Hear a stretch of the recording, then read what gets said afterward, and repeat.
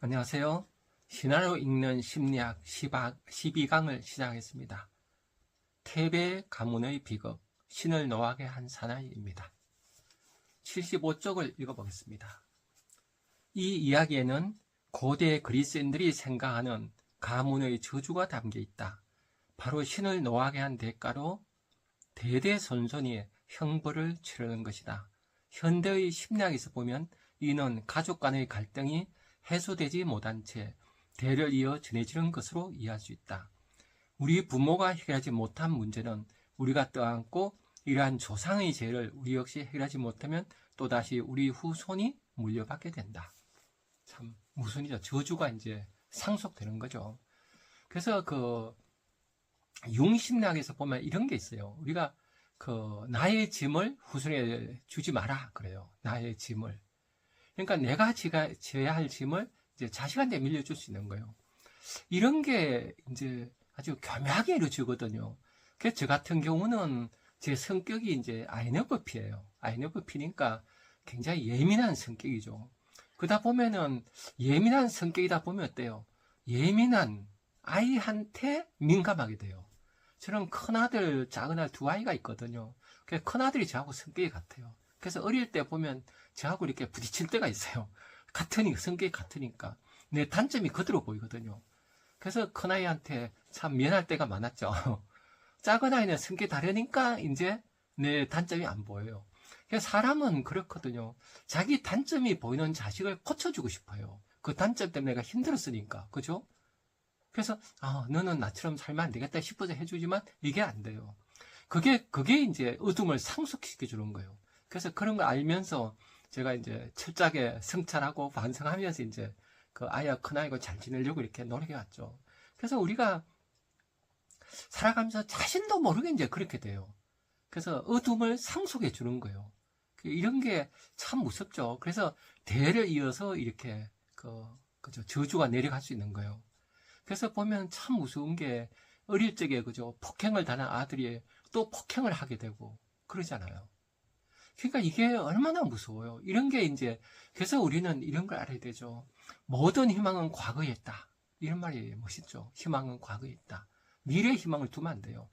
다음은 좋아지겠지. 이러면 안 돼요. 내일 하면 내 인생은 다 날아가 버리죠. 그래서 항상 과거를 물어야 돼요. 과거를 묻지 마세요. 그러면 안 돼요. 과거를 물어야 돼요. 그래서 우리 사회 같으면은 뭐 세월호 사건이라든가 이태원 참사 이런 부분을 계속해서 질문해야 되는 이유가 그런 데 있죠. 이걸 그냥 지나면 왜 안 되는 것만 그를 지난 문제를 해결 안 하면 다음에 같은 일이 이제 반복되는 거예요. 데자뷰 그러잖아요.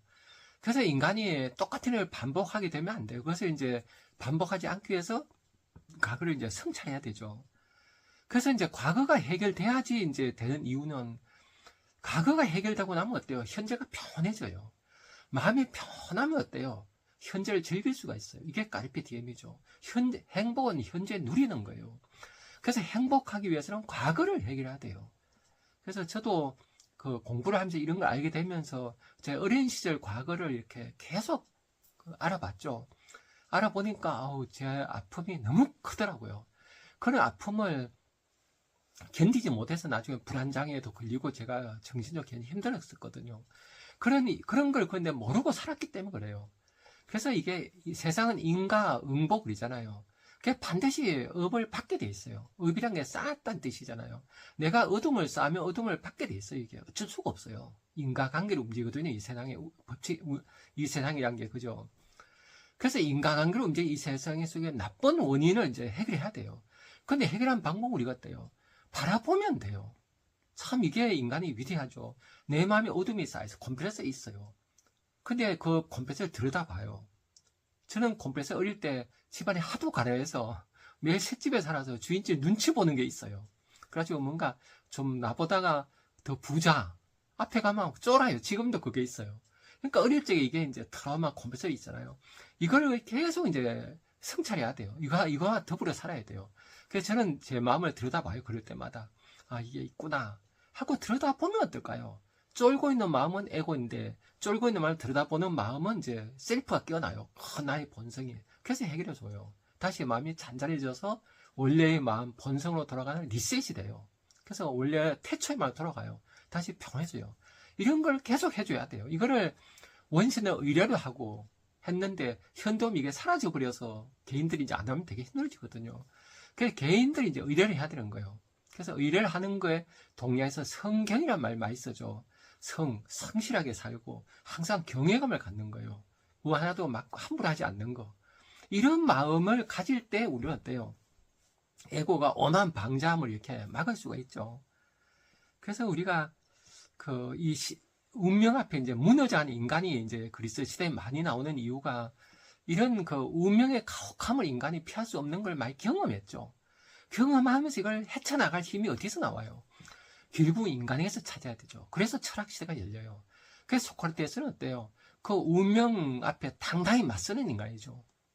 죽음이 왔을 때 당당히 맞서서 독배를 마시고 죽는 형벌을 받잖아요. 그리스도 그렇게 얘기하잖아요. 살아있는 여러분은 집으로 가고 나는 이제 죽으러 간다. 그러나 누가 더 좋은지는 아무도 모른다. 신만 아신다 그러죠. 이렇게 자신의 삶을 선택해가는 위대한 인간을 보여줬죠, 소크라테스가. 그래서 이런 게 이제 우리가 살아가게 될 어떤 모델이에요. 내면소리를 들어라 이거죠. 근데 현대인이 내면소리를 듣는 게 너무 힘들잖아요, 그죠? 그래서 그 뒤에 또 한번 읽어보겠습니다. 80쪽입니다. 신화에서 문제의 시작은 라이오스다. 그는 아폴론의 경고를 듣고 아내를 쫓아 부린다. 이 자체로만 신들이 노예한 것은 아니었다. 다만 그는 아내인 이오카스테에게 진실을 털어놓지 않음으로써 그녀를 분노케 만들었고 스스로 화를 불려왔다. 부부간 소통의 부재는 현대만의 문제가 아니라 고대로부터 이어져온 해묵은 과제다. 아무런 설명도 없이 아내를 쫓아버린 라이오스는 스스로 인생을 망치고 만다. 그의 두려움은 충분히 이해할 만하지만 아들을 냉혹하게 살해하려 하고 무고한 소녀를 학대한 일은 신들의 큰 노임을 샀다. 라이오스가 초래한 파멸은 그의 죽음을 끝나지 않았다.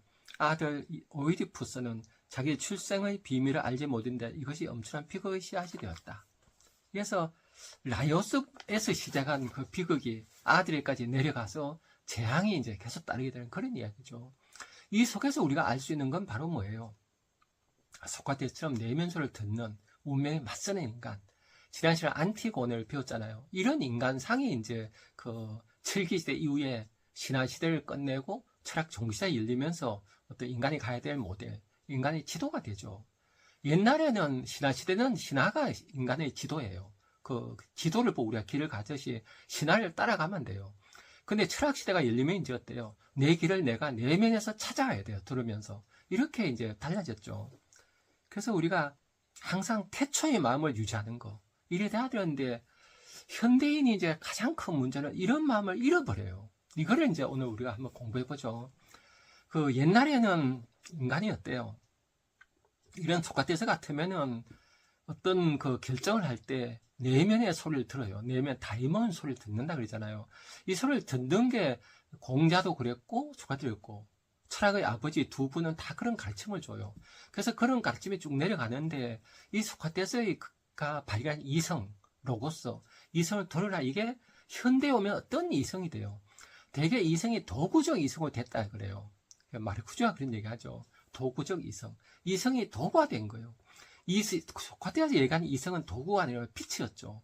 내가 어떻게 살아갈까? 내 앞길을 받추는 등불인데 이게 현대 오면 이제 수단이 돼버린 거예요. 이성이. 우리가 그렇잖아요. 살아갈 때 애들 어때요? 학원 보낼 때도 그렇지 않아요?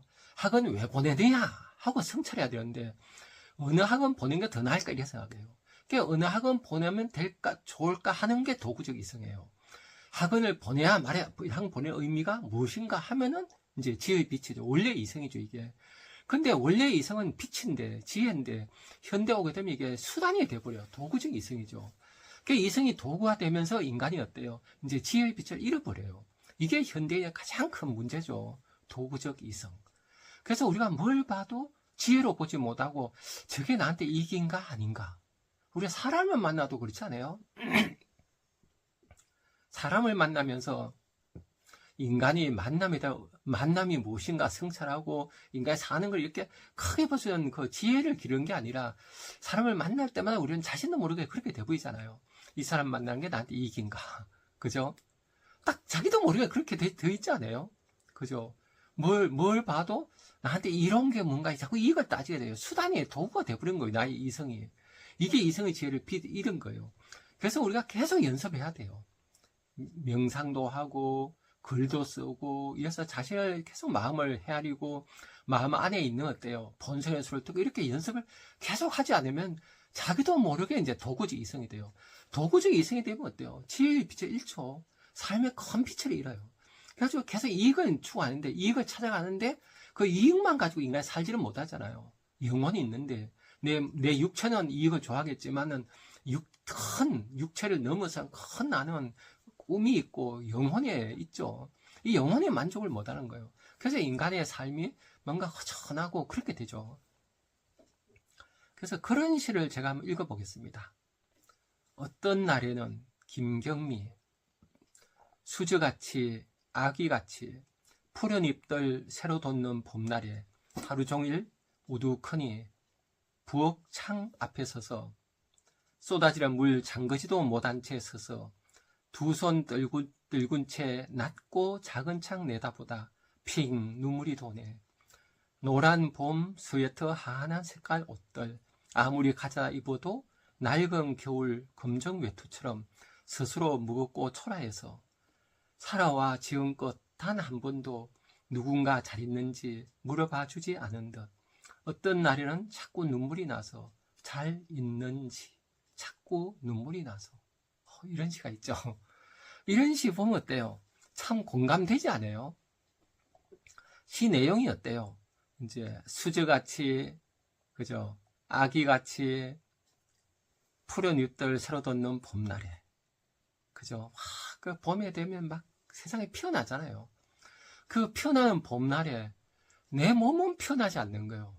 이 슬픔이 이제 잔인한 4월 이런 식으로 표현돼 있죠. 그래서 우리가 이 봄이 되면 참 슬픈 게 피어나야 하는데 내 몸은 피어나지 않는 거예요. 왜 피어나지 않아요? 이성이 도구화돼서 그렇죠. 모든 게 이제 물질이 이제 차오다 보니까 물질이 신이에요. 물신 시대 그잖아요. 물질을 섬기다 보니까 내 이익만 챙겨요. 그다음에 내 영혼이 어때요? 목마르죠. 항상 목이 마르고 뭔가 만족이 안 되고 뭔가 어때요? 허전하죠 인생이. 그래서 피어나지 않아요. 그래서 뭐 삶에 대한 그 권태 이런 게 보통이 아니죠. 그래서 어떤 날에는 자꾸 눈물이 나서 잘 있는지 자꾸 눈물이 나서 이렇게 되죠. 그래서 우리가 그 자꾸 눈물이 나고 그래서 노인들 보면 저도 이제 노인 되면서 노인들 이렇게 사는 걸 자막 지켜보죠. 저도 보면 다들 이렇게 삶을 너무 허무해해요. 그러니까 이 허무한 이 삶 이게 이제 이 시대의 특징이에요. 그죠? 그런 이유가 여러 가지 있죠. 여러 가지 있지만은 가장 어쨌건 우리가 생각하는 건 마음이에요. 내 마음이 도구가 돼서 그래요. 내 마음은 환한 빛이 돼야 되는데 인간은 태양에서 왔잖아요. 빛에서 왔잖아요. 그러니까 나는 빛이에요. 기분 좀 환해지거든요. 그래서 마음을 환하게 항상 해야 되는데 명상을 하고 해야 되는데 이게 잘 안 되잖아요. 그러다 보니까 인간이 캄캄해져요. 내 마음이. 그래서 마음이 편하지 않고 항상 죽음이 어른어른한 그런 삶이 되잖아요. 그래서 참 이런 삶이 슬프죠. 이런 게 이제 인간의 그 철학을 쭉 살펴보면은 소크라테스가 이성을 발견했는데 그 이성이 이제 도구화 되는 거예요. 도구가 돼서 현대에 오게 되면 완전히 도구적 이성이 되는 거예요. 나의 그 지혜의 빛을 잃어버리고 어쨌건 나한테 이익이 되는 거, 내 그 이성적 능력을 수단으로만 쓰는 거예요. 그러다 보니까 이제 빛이 없는 게 캄캄해지는 거예요. 그래서 보들레라는 시인이 있죠. 이런 얘기했어요. 다시는 되찾을 수 없는 것을 잃어버린 사람에게. 멋있죠? 다시는 되찾을 수 없는 게 뭘까요? 바로 내 안의 본성이죠. 도구적 이성이 아니라 정말 소크라테스가 얘기하는 합리적 이성, 소크라테스가 얘기하는 이성, 환한 지혜의 빛이죠. 그 빛은 어때요? 항상 빛이 이제 밝아요. 그래서 거기는 우리를 계속 살가는 에너지가 올라와요. 빛의 에너지에서 올라와서 그게 이제 우리가 느끼는 물이죠. 영원한 샘물을 느끼는 거예요. 이런 삶을 이제 살아야 되죠. 지치지 않는 삶. 애들이 그렇잖아요. 애들 항상 뭐 빛이잖아요. 그래서 항상 막 그 생명의제를 약동하는데 그런 아이의 힘을 우리가 길러야 되죠. 아이의 힘을 기르게 하기 위해서 소크라테스가 시를 한 편 썼는데 참 재미있어요. 그 보드레 그 산문 시집에 파리의 우울이라는 시집이 있죠. 그게 나오는 기절이에요. 여기에서 보면 이제 그 보들레가 길을 가는데 거지를 만나요. 거지가 한 푼 주세요 하니까 막 두드려 패요. 왜 두드려 패는가 하면 거지가 싫은 거예요. 누구한테 구걸하냐 이거예요. 당당하는 거예요. 그래서 두드려 패니까 거지가 대들거든요. 이제 대등해져요. 그런 시를 제가 읽어보겠습니다. 거지가 이제 구걸하자 보드레는 거지를 두드려 패요. 그런 시죠. 나는 즉시 거지에게 덤벼들었다. 그의 한쪽 눈에 주먹을 한 대 먹였더니 그 눈은 대본의 공처럼 부풀어 올랐다. 그의 이를 둘 부숴주었고 덕분에 나도 손톱 하나가 부러졌다. 이 송장 같던 넉다리가 그토록 기구하게 망가진 기계 속에 들어있으라곤 상상도 할 수 없던 힘을 내어 획 몸을 돌려 벌떡 일어나는 게 아닌가. 이 늙어 빠진 불안당은 나에게 덤벼들어 내 두 눈을 후려치고 이를 내게나 부러뜨리고 나뭇가지로 나를 푹 치듯 후려팼다. 그때 어때요? 막 두드려 맞고 나니까 이제 보들레가 그 거지가 뭘 봐요? 거지가 아니라 인간을 보는 거예요. 당당한 인간. 그죠? 그때 이제 보들레가 이렇게 얘기해요. 당신은 나와 평등하고 부디 이 지갑의 돈을 당신과 나누어 영광을 베풀어 주고 그리고 당신이 정말 박애주의자라면 당신의 동료들이 적선을 바랄 경우 방금 제가 했던 것 같이 똑같이 해주길 바라오. 똑같이 돌변하는 거죠. 이렇게 대등한 인간이에요. 이 세상은 어때요? 우리가 이런 생각이죠. 자연법 사상이 있잖아요. 우리가 이 시대 철학이 그 사회 전체를 만든 게 자연법이잖아요. 이 자연 상태 인간은 어때요? 뭘까 충분했죠. 그러면 우리가 거지한테 당당히 먹을 수 있어요. 거지도. 왜 이렇게 다 개발해가지고 산에 나무 열매도 없어지고 물고 다 없애버렸어요. 그러니까 거지는 당당해야 되는 거예요. 그래서 당당한 인간을 원했던 거예요, 보드레가. 그래서 두드려 패서 당당한 인간 되어서 이제 나눠주는 거죠. 왜 나눠주는 거는 의무적으로 줘야 되지. 이게 뭐 적성 같은 거 아니잖아요. 그걸 보드레가 하죠. 그래서 이 신화 시대, 신화를 공부하면서 우리가 인간의 내면소를 듣고 당당히 살아가는 인간, 누구한테 구걸하지 않는 인간, 이런 걸 생각해 봤습니다. 또 다음 시간에 뵙도록 하겠습니다. 감사합니다.